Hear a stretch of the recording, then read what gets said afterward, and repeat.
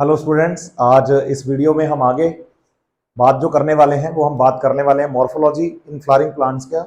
Next topic है leaf. आप देखिए, जब हम लीफ की बात करते हैं बच्चे, तो लीफ के बारे में आपको एक बात ध्यान रखनी है कि जो लीफ होती है बच्चे, वो बनती है कहाँ पर? हम कहते हैं नोड पर। जैसे हम कहें ना कि भाई अपने पास ये मान लीजिए एक स्टेम है ना। इस स्टेम की जो नोड होती है, ये जैसे नोड है ये वाली, इन नोड पर लीफ प्रेजेंट है। ये लीफ लीफ कहां डेवलप होती है? नोड पर। तो आप बताइए कि लीफ एक्सोजीनसली डेवलप एट, ध्यान दीजिए, exogenously developed eight node of stem from apical meristem. देखिए, जब आप एनाटॉमी पढ़ते हैं तो एनाटॉमी में शूट एपिकल मेरिस्टेम का डायग्राम आता है। उस शूट एपिकल मेरिस्टेम के डायग्राम में अगर आपने यूं देखा हो एनसीईआरटी में, आप देखेंगे एनाटॉमी का जो टॉपिक है ना, एनाटॉमी वाले में आपको ऐसे डायग्राम दिखेगा एक शूट एपिकल मेरिस्टेम का। तो यहां ये जो स्ट्रक्चर है ना, इसको लीफ प्राइमोडिया कहते हैं हम, जिससे कि लीफ डेवलप होती है। आप बताइए कि भाई नीचे की तरफ जो नोड्स थी ना, जहां लीफ क्या हुई है डेवलप, वो पहले क्या था? एपिकल मेरिस्टेम था। अब क्या होता है कि जो एपिकल मेरिस्टेम है वो तो आगे की तरफ ग्रोथ करता जाता है, और पीछे की तरफ जो एपिकल मेरिस्टेम रह जाता है ना, यहां पर ये जगह फ्यूचर में जाके नोड बन जाएगी। मतलब यही डायग्राम जो है, अब आगे चल के बताइए कि एपिकल मेरिस्टेम तो आगे चला गया। अब यहां कितनी नोड दिख रही हैं? दो। अब आप देखो, एक नोड ये रही, दूसरी ये रही, और तीसरी नोड ये है जो पीछे रिमेनिंग रह गई, जिस पर कि लीफ बन गई है। तो आप बताइए कि जो एपिकल मेरिस्टेम होता है उसका रिमेनिंग पार्ट जो होता है वही नोड है, और इसी नोड पर लीफ प्राइमोडिया से लीफ का फॉर्मेशन होता है। इसलिए एनसीईआरटी साफ साफ लिखती है कि exogenous developed at the node of the stem, stem की नोड पर बनती है, लेकिन बनती कहां से है? From apical meristem. तो इसका मतलब यह हो गया कि जो सबसे पुरानी लीफ होगी वो सबसे नीचे की तरफ, और सबसे नई लीफ होगी वो सबसे ऊपर की तरफ।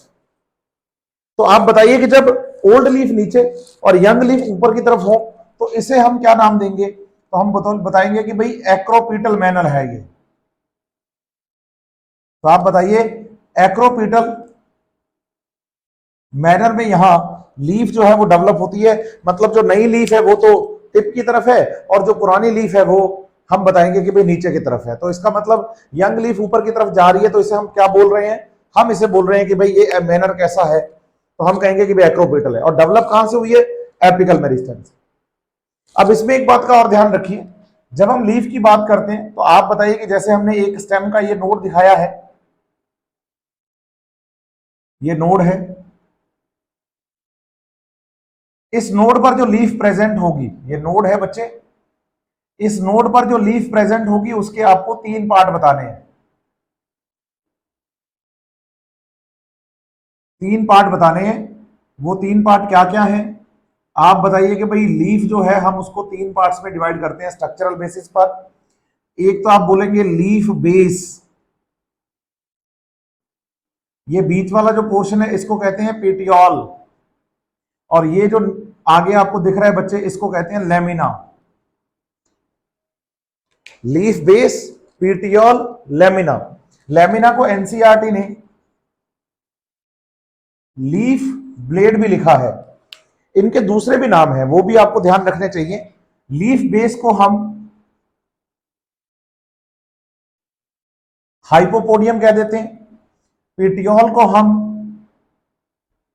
मीजोपोडियम कह देते हैं, और जो लेमिना या लीफ ब्लेड है इसे हम एपिपोडियम के नाम से भी जानते हैं। तो इसका मतलब लीफ में स्ट्रक्चरल पार्ट कितने हो गए? तीन। पहला हम बताएंगे लीफ बेस, दूसरा हम बताएंगे पेटियोल, और तीसरा हम बताएंगे लेमिना। आप बताइए कि जो लेमिना पार्ट होता है ना बच्चे, उसका सरफेस एरिया ज्यादा है, तो जो पेटियोल वाला हिस्सा है वो स्टेम से दूर बना के रखता है किसको? लेमिना को।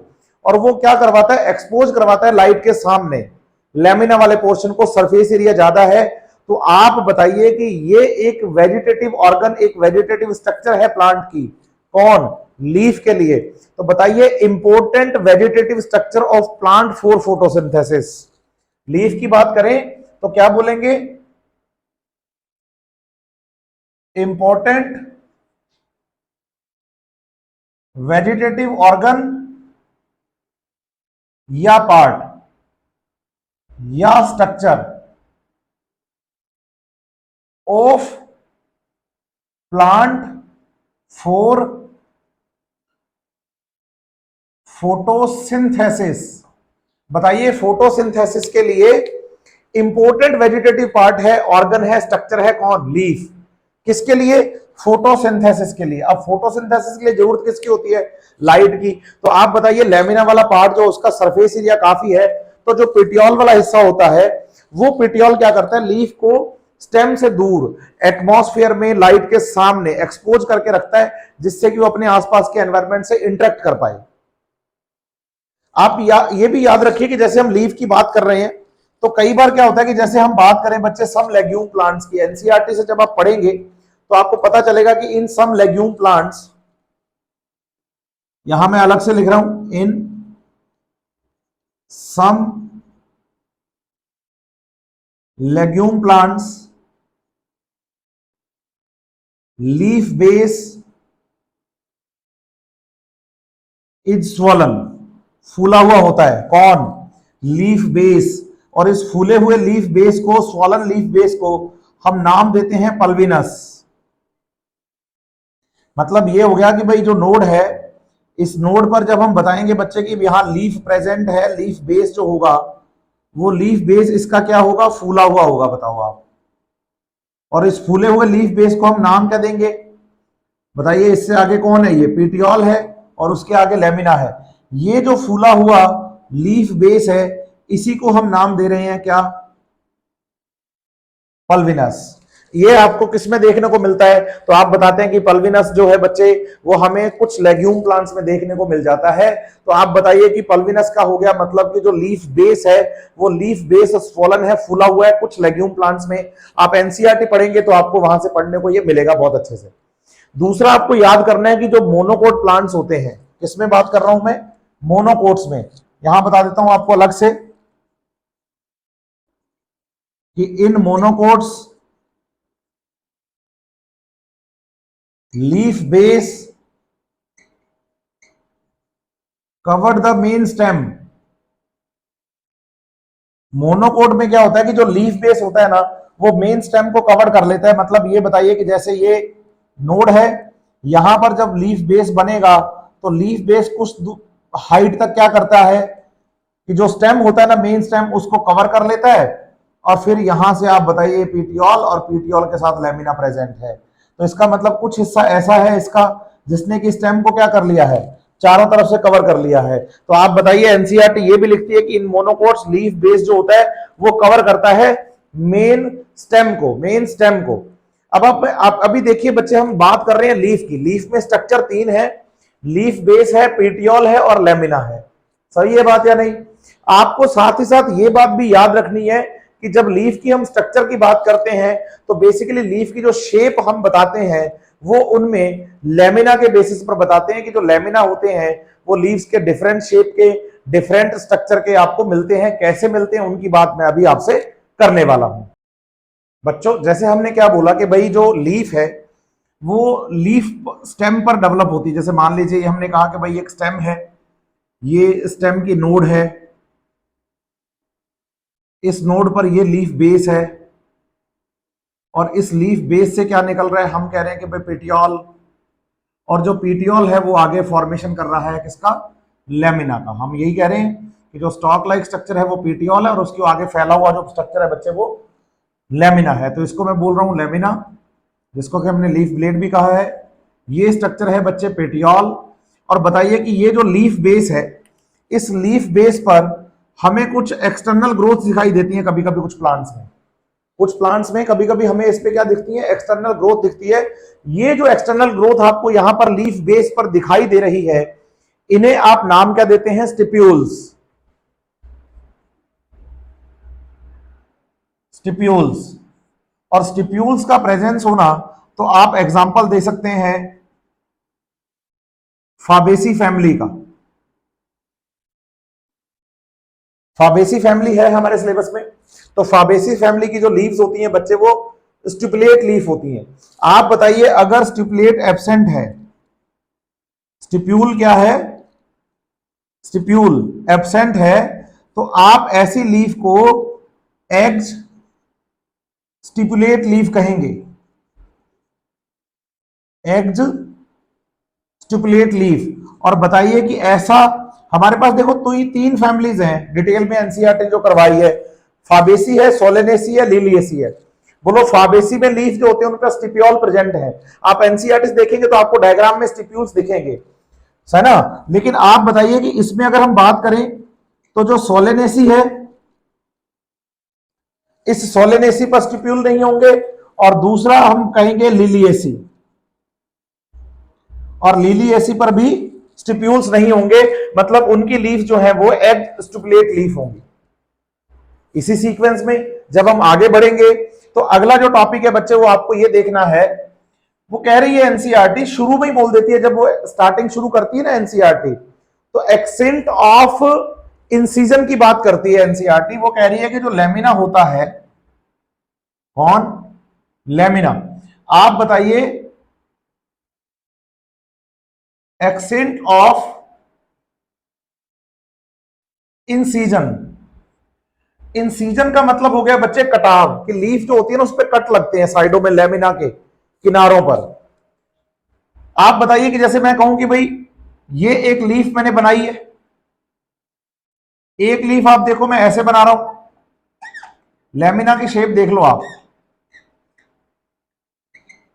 एक लीफ मैंने ऐसे बनाई,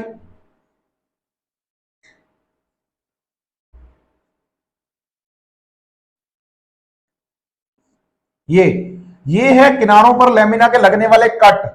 इसके बारे में एनसीईआरटी क्या लिख रही है, इसको एक्सेंट ऑफ इंसिजन कट। बोलो डिफरेंट टाइप ऑफ लीफ में, डिफरेंट टाइप ऑफ स्पीसीज में ये भी आपको क्या मिलेंगे, डिफरेंट मिलेंगे कट जो है लेमिना पर किनारों पर जो लगते हैं, कटाव जो होते हैं, इंसिजन्स जो होते हैं वो आपको डिफरेंट टाइप के मिलते हैं। तो आप बताइए extent of incisions are different, या आप बोलिए वेरी इन डिफरेंट लीव, कि लीव्स अगर डिफरेंट टाइप की हैं, डिफरेंट स्पीसीज की हैं, तो उनमें इंसिजन्स जो होंगे, किनारों पर जो कटाव होंगे वो भी वेरी करेंगे, वो भी वेरी करेंगे। जैसे मैं आपको समझाऊं, ये जो लीफ मैं आपको दिखा रहा हूं, इन लीव्स में जो कट लगे हैं बच्चे, वो कट लीफ में इसके सेंटर वाले पोर्शन जिसको कि हम मिड रिब कहते हैं उस तक नहीं जा रहे, उस तक नहीं जा रहे। ये सेंटर में जो आपको दिखाई दे रहा है ये लाइन, ये एक मिड रिब है। अब बताइए कि मिड रिब होती क्या है वास्तव में, तो मिड रिब कुछ और नहीं, लीफ की वेन होती है।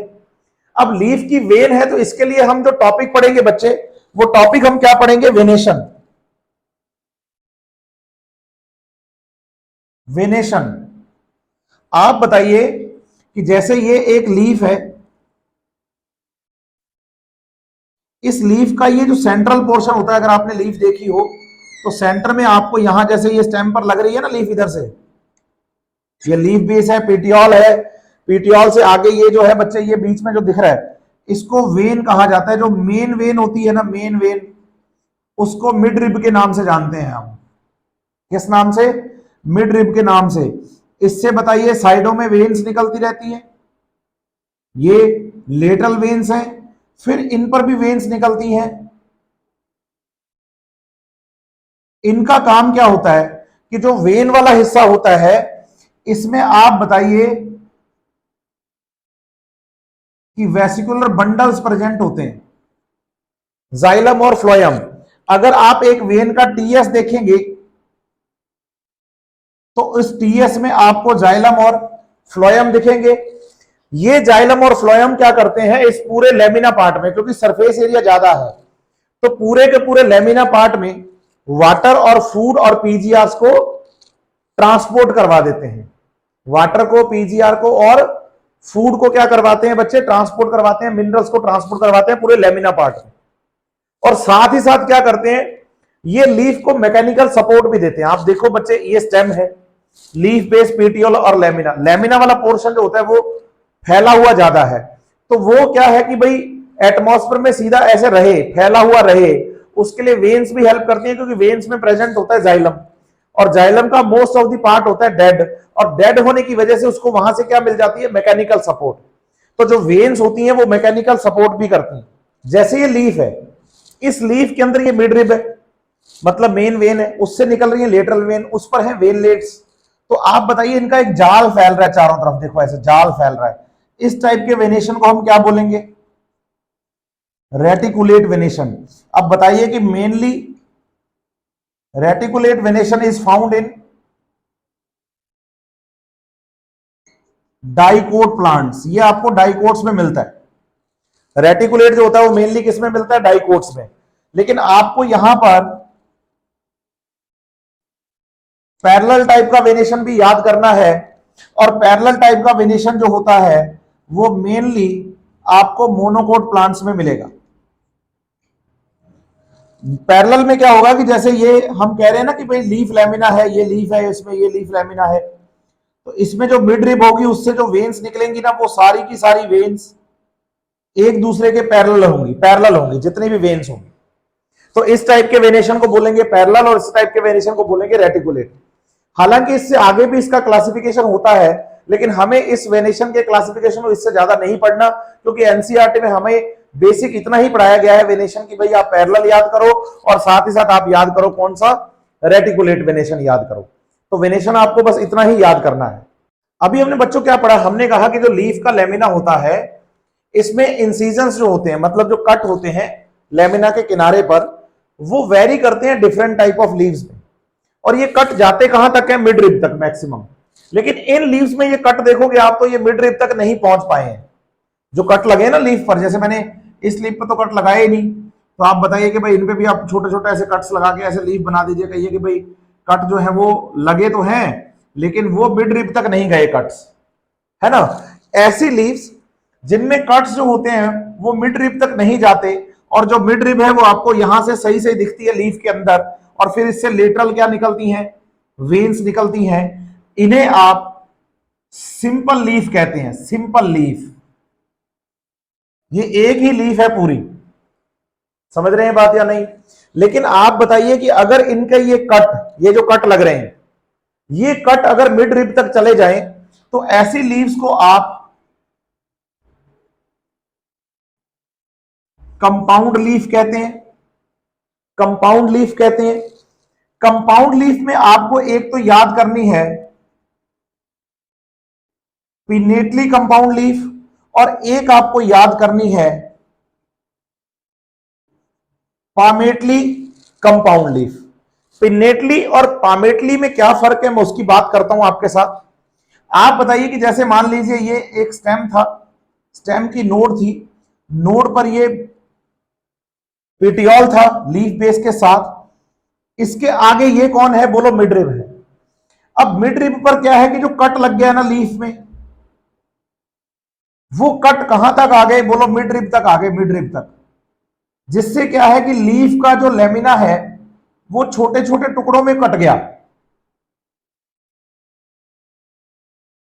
ये जो एक लीफ का लेमिना है पूरा, वो छोटे छोटे टुकड़ों में कट गया। इस एक पर्टिकुलर टुकड़े को, ये वाला जो एक पर्टिकुलर टुकड़ा है, इसको आप या तो पिन्ना बोलिए या फिर इसको आप नाम दीजिए लीफलेट। और इस पूरी लीफ में बहुत सारे लीफलेट हैं, और इसका एग्जाम्पल जो पिनेटली कंपाउंड लीफ का हमें एनसीईआरटी ने दिया है, वो एग्जाम्पल हमें दिया है नीम का, नीम का। अब आप बताइए कि जो इसकी मिड रिब थी ना, जहां तक लेमिना कट लग गया है, अब वो मिड रिब देखो इस सभी लीफलेट्स को होल्ड करने वाली एक स्ट्रक्चर बन गई है, लीफलेट्स को होल्ड करने वाली एक स्ट्रक्चर बन गई है। आप बताइए ये जो मिड रिब है, अब इस मिड रिब को हम रैकिस बोलेंगे। मतलब रैकिस कुछ और नहीं, रैकिस वास्तव में इस लीफ का मिड रिब ही है, मिड रिब है। समझ रहे हैं बात या नहीं। दूसरा हम कह रहे हैं palmately compound leaf. Palmately compound leaf में क्या होगा कि जैसे ये स्टेम है, स्टेम की नोड पर पेटियोल है, उसके बाद हम कहें कि भाई पेटियोल का जो टिप होता है वहीं से लेमिना जो है बच्चे वो हिस्सों में कट गया है, एक पामेट, एक हथेली की तरह। उंगलियां दिख रही है ना आपको, ऐसे देखो ये, इसलिए इसको नाम दे रहे हैं पामेटली कंपाउंड लीफ। और बताइए कि कंपाउंडली, जो पामेटली कंपाउंड लीफ है उसका एग्जांपल एनसीईआरटी ने हमें दिया है सिल्क कॉटन। यहां एक बात मैं आपसे क्लियर कर देना चाहता हूं, सुनिएगा ध्यान से। एनसीईआरटी ने ये बात स्टार्टिंग में लिखी है लेकिन मैं अभी बता रहा हूं क्योंकि वो बात एनसीईआरटी ने जोड़ी इसी के साथ हुई है। क्या बात है उसको ऐसे समझ लो आप बताओ कि जैसे ये अपने पास एक स्टेम था, सही है, इस स्टेम पर ये कौन है, तो हम कहेंगे कि भाई ये नोड है। इस नोड से क्या निकली है, तो इस नोड से हम कहते हैं कि भाई लीफ निकली है।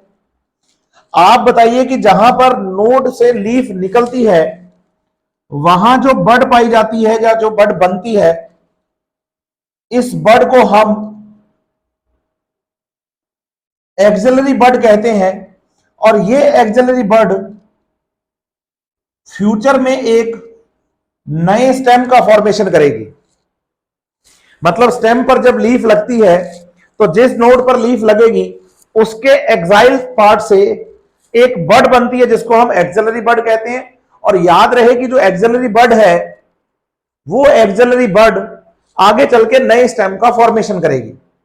अब एनसीईआरटी ने यह बात लिखी है कि जो एक्सिलरी बड होती है वो सिंपल और कंपाउंड दोनों ही लीफ पर दिखाई देती है। मतलब यहां पर भी आपको एक्सिलरी बड मिलेगी, यहां पर भी आपको एक्सिलरी बड मिल सकती है, लेकिन आपको कभी यह याद नहीं करना कि लीफलेट का है जो है उस लीफलेट के एक्सिस से उससे भी एक्सिलरी बड निकलेगी, तो आप बताइए बिल्कुल नहीं निकलेगी। एक्सिलरी बड लीफलेट या पिन्नास के एक्सिस से नहीं निकलती है, वो सिर्फ लीफ बेस वाले हिस्से से ही निकलेगी। इन हिस्सों से लीफ एक्सिलरी बड नहीं निकलेगी, एनसीईआरटी ने मेंशन की और आपको भी ध्यान रखना है। एक सिंपल बात मैं बता दूं, हिंदू धर्म के अंदर जो हमारा हिंदू रिलीजन है बच्चे, उसमें हम बात करते हैं कि भाई शिवजी भगवान के मंदिर में लोग जाते हैं ना तो वो बेल पत्र चढ़ाते हैं। तो बेल पत्र में क्या होता है कि वो कहते हैं कि भाई 3 पत्तियां चढ़ानी है, 3 ऐसे करके, एक ये है, दूसरी ये है, तीसरी ये है बेल पत्र की। आप बताओ अगर इसमें 3 पत्ते नहीं है ना तो लोग कहते हैं, पंडित जी टोक देते हैं कि भाई ये खंडित है, ऐसे इसको नहीं चढ़ाना ऐसे करके। आप बताइए ये 3 पत्ते नहीं है, ये एक ही लीफ है। इस एक लीफ के अंदर 3 क्या है, लीफलेट है, पिन्ना है, ये आपको समझना। तो बेसिकली ये जो बात हम कर रहे हैं बच्चे, ये लीफ के बारे में बात कर रहे हैं। लीफ आपको याद करनी है बच्चे की, सिंपल भी होती है और कंपाउंड भी होती है। और कंपाउंड लीफ में पिन्नेटली कंपाउंड और पामेटली कंपाउंड लीफ की बात कर रहे हैं। अभी नेक्स्ट जो टॉपिक बच्चे हम लीफ का पढ़ने वाले हैं वो हमारा टॉपिक है बच्चे फाइलोटैक्सी। फाइलोटैक्सी का मतलब है arrangement of leaves on stem. इसमें सबसे पहले नंबर पे हम पढ़ेंगे अल्टरनेट टाइप का। अल्टरनेट टाइप में एनसीईआरटी ने जो हमें एग्जाम्पल पढ़ाए हैं, बोलिए सनफ्लावर है, मस्टर्ड है और चाइना रोज है। और चाइना रोज का तो एनसीईआरटी ने हमें एग्जाम्पल भी दिया है। अल्टरनेट फाइलोटैक्सी में होता क्या है कि जो स्टेम है, इस स्टेम में जो नोड्स हैं, आप बताइए एक नोड पर एक ही लीफ आएगी, एक इधर, एक इधर, एक इधर, एक इधर, एक इधर, एक इधर, अल्टरनेट। इस टाइप के अरेंजमेंट को हम अल्टरनेट फाइलोटैक्सी नाम देते हैं। ये मिलेगा सनफ्लावर में, मस्टर्ड में और चाइना रोज में। एनसीईआरटी ने एग्जांपल हमें दिया है।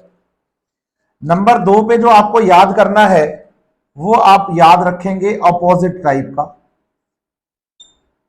जब आप अपोजिट टाइप के फाइलोटैक्सी की बात करते हैं तो एनसीईआरटी ने हमें एग्जांपल किसका दिया है, कैलोट्रोपिस और गुआवा का। आप बताइए, कैलोट्रोपिस और गुआवा के साथ एनसीईआरटी ने गुआवा का तो हमें डायग्राम भी दिया है एनसीईआरटी में।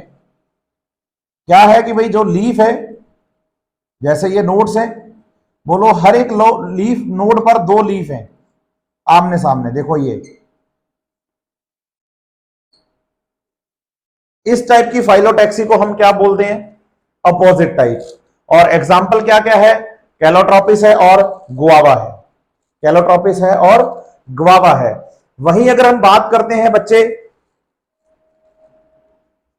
नंबर 3 पे, तो आप बताएंगे कि नंबर 3 पे हम पढ़ेंगे होल टाइप। इसमें एनसीईआरटी ने जो हमें एग्जाम्पल दिया है, एलास्टोनिया का एग्जाम्पल दिया है। और होल टाइप का मतलब हो गया कि भाई एक जो नोड होगी ना, एक नोड, उस एक नोड पर आपको मल्टीपल लीव्स दिखेंगी। देखो डायग्राम 2D पे है ये, आप 3D पे सोच के देखो कि जो एक नोड है, उस नोड के ऊपर चारों तरफ ऐसे लीव्स का एक चक्कर बनेगा एक पूरे पे, है ना। इस टाइप को क्या बोलेंगे, होल टाइप। Whole type. तो ये फाइलोटैक्सी है, arrangement of leaf on the stem, जिसमें अल्टरनेट याद करना है, अपोजिट याद करना है और होल टाइप का याद करना है।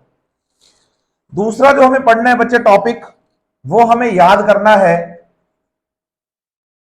Modifications of the leaf. आप देखिए कि जब लीफ का मेन फंक्शन है, तो आप कहते हैं कि इसका मेन फंक्शन तो हो जाता है क्या,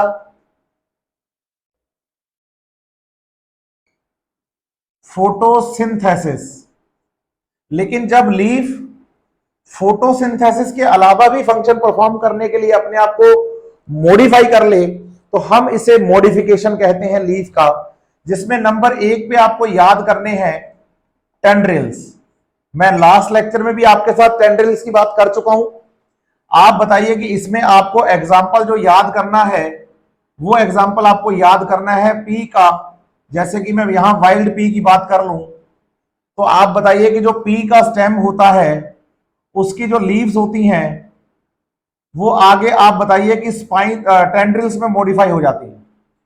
टेंड्रिल्स जो है वो आप बताएंगे कि टेंड्रिल्स स्प्रिंग लाइक स्ट्रक्चर है, जो कि क्लाइंबिंग में हेल्प करते हैं, सपोर्ट में हेल्प करते हैं। दूसरा जो आपको मॉडिफिकेशन याद करना है, तो आप स्पाइंस में याद करिए। इसमें आप एग्जाम्पल ले सकते हैं बच्चे, एक तो कैक्टस का और एक एग्जाम्पल ले सकते हैं ओपेंशिया का। बताइए इसमें इनका जो स्टेम होता है, कल भी अपनी लास्ट लेक्चर में बात हो चुकी है, पहले भी, इनका जो स्टेम है वो तो फोटोसिंथेसिस करने लगता है। और बच्चे जो लीव्स हैं, आप बताइए वो लीव्स स्पाइंस में मॉडिफाई हो जाते हैं। इसका मतलब स्पाइंस कुछ और नहीं, यहां मॉडिफाइड लीफ है। आप लास्ट वीडियो देखिए, मैंने वहां बहुत अच्छे से बताया था कि वाटर लॉस को कम करने के लिए लीफ क्या करती हैं, अपने आप को स्पाइंस में मॉडिफाई कर लेती हैं एक्सट्रीमली ड्राई कंडीशंस के प्लांट के लिए, जो कि जीरोफाइट होते हैं। और वहां स्टेम जो है वो फोटोसिंथेसिस का काम शुरू कर देता है। इसी सीक्वेंस में अगर तीसरे नंबर पे हम बात करें, तो आप याद करिए पीचर प्लांट को।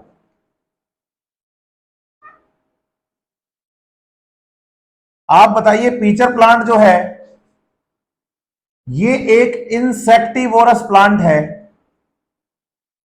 इंसेक्टिवोरस होते हैं जो इंसेक्ट्स को क्या करते हैं, खाते हैं, मतलब मारते हैं, और उनसे नाइट्रोजन की कमी पूरी करते हैं। बेसिकली इंसेक्टिवोरस प्लांट उस सॉइल में होते हैं जहां नाइट्रोजन की कमी होती है, और उस कमी को पूरा करने के लिए क्या करते हैं, ये इंसेक्ट से नाइट्रोजन को पूरा करते हैं, उनको मार के। तो उनमें एक पीच जैसी स्ट्रक्चर बनती है, मतलब घड़े जैसी स्ट्रक्चर बन जाती है यूं करके। अब क्या होता है कि इस घड़े जैसी स्ट्रक्चर में जब अंदर आता है कोई इंसेक्ट, तो उसको वो बंद कर लेते हैं यहां से, और अंदर मार लेते हैं, और मार के उससे अपनी नाइट्रोजन की कमी पूरी करते हैं। इसमें अगर हम एग्जाम्पल की बात करें, तो यहां एग्जाम्पल हम नेफेंथस का पढ़ते हैं, नेफेंथस का पढ़ते हैं एग्जाम्पल, सही है। वही नंबर पीचर प्लांट के साथ इंसेक्टिवोरस में एक एग्जाम्पल और भी आपको एनसीईआरटी में पढ़ने को मिलेगा, वीनस फ्लाई ट्रैप। लेकिन उसमें पीच नहीं बनता, जैसे पीचर प्लांट नेफेंथस होता है, इसमें तो पीच घड़े जैसी स्ट्रक्चर बनती है। फ्लाई ट्रैप में तो ऊपर की तरह से फ्लाई करती हुई क्या है, स्ट्रक्चर्स है, इंसेक्ट इसमें आके फंसते हैं और इसको मार देते हैं। तो वीनस फ्लाई ट्रैप और नेफेंथस, इन दोनों के अंदर जो स्ट्रक्चर्स हैं इंसेक्ट्स को मारने के लिए, both are structures are developed from the leaf, means modified leaf ही होती हैं। ऐसे ही आपको इसमें एग्जांपल याद करना है फ्लैशी लीफ का। फ्लैशी में याद करिए अनियन को। आप बताइए अनियन में जो हम खा रहे हैं बच्चे, अगर आपने अनियन देखा हो अंदर से, नीचे ये इनका स्टेम है और इसमें अंदर की तरफ ना इसे कट लगाते हैं तो लीफ होती है ये वाली। मतलब अनियन में जो आप लेयर खोल खोल के खाते हो ना, बाहर की तरफ से लेयर खोल खोल के खाते हो, फ्लैशी लीव्स हैं। बोलो ये फूड स्टोर करती हैं, फूड स्टोर करके फ्लैशी हो जाती हैं। और एग्जांपल इसका क्या है हमारे पास, हम बताते हैं एग्जांपल अनियन है, तो इसका मतलब इसमें फूड क्या हुआ है, स्टोर हुआ है। तो ये मॉडिफिकेशन फूड के स्टोरेज के लिए है। वही जो एनसीईआरटी ने हमें लास्ट मॉडिफिकेशन पढ़ाया वो क्या था, नंबर 5 पे एक टर्म है बच्चे में जो आपको बता रहा हूं, फाइलोड। कल अपनी बात हुई थी कि जो ओपेंशिया होता है, कैक्टस होता है, इनमें जो इनका स्टेम है बच्चे वो लीफ का काम करना शुरू कर देता है, फोटोसिंथेटिक हो जाता है। और जब स्टेम फोटोसिंथेटिक हो जाए तो उसे हम फाइलोक्लेड कहते हैं। कल एग्जाम में, लास्ट लेक्चर में एग्जाम में आया वो क्वेश्चन भी मैंने आपसे डिस्कस किया था।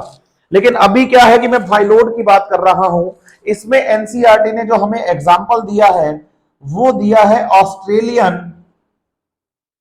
अकेशिया का।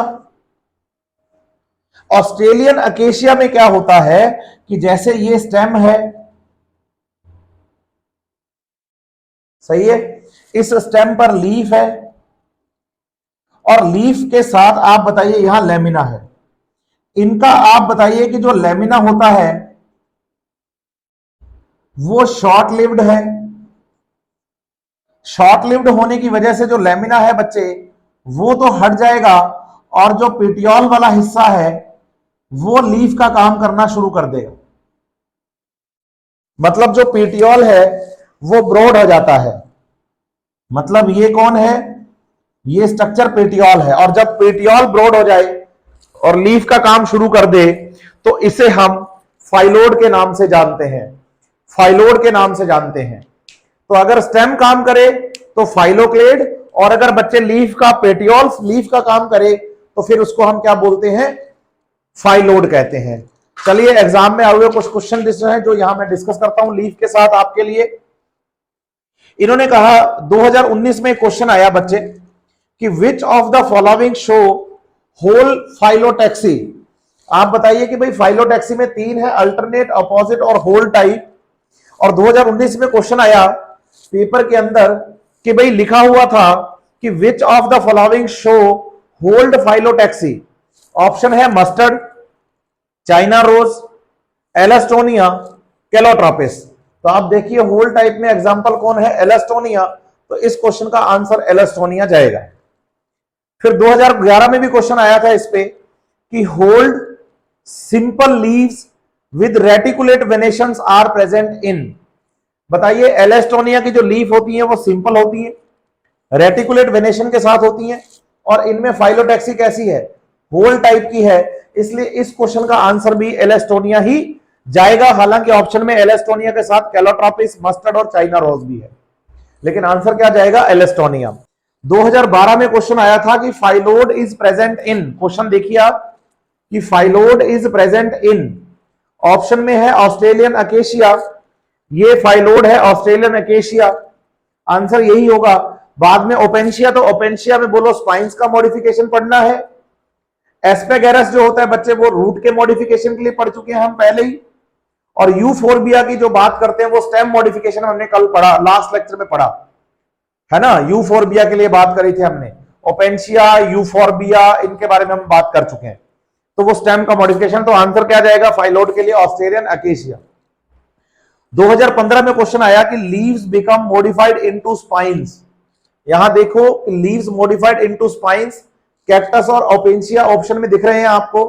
ऑप्शन में है पी, अनियन, सिल्क कॉटन और ओपेंशिया।